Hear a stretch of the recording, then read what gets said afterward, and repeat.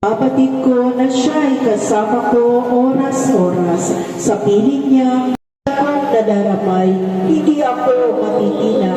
Pagkatino, tulog. Jeremias, magbalik kayo sa akin, kayong mga bawat bayan, at dalawa sa bawat angkan, at ibabalik ko kayo sa bundok ng Sion. Bibigyan ko kayo ng mga pinunong tatalima sa akin, at pamamahalaan nila kayo ng buong katalinuhan at pagkaunawa. At kung dumami na kayo sa lupa ito, hindi na pag-uusapan ng mga tao ang tungkol sa kabal ng tipan ni Yahweh. Hindi na nila ito kakailanganin ni iisipin o bubulitain at hindi na rin sila gagawa ng ibang kabal. Pag sumapit na ang panahon iyon, ang Jerusalem ay tatawagin luklukan ni Yahweh. Lahat ng bansay makakatipon doon upang parangalan ako, hindi na nila gagawin ang balang maibigan. Ang salita ng Diyos. Salamat sa Diyos. Nakaraos na rin yung operasyon ng anak ko sa mata niya. Amen. Ay, yung kasama mo kanina?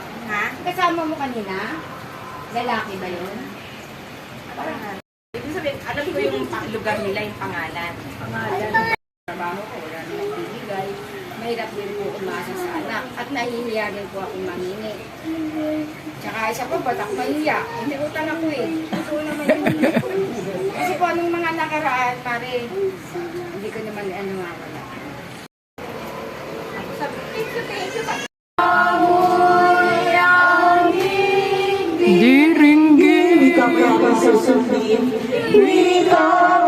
Ang kahulugan ng talinghaga tungkol sa ang mga titilit na salita tungkol sa paghahari ng Diyos.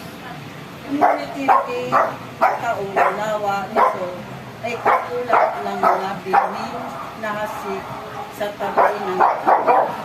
Umarating ang sama at maagaw ang nahasik sa kanilang buhay. Pero dahil nga mahal na mahal tayo ng Diyos, kaya binibigyan niya pa rin tayo ng mga taong mamumuno sa atin. Bakit daw ba may namumuno?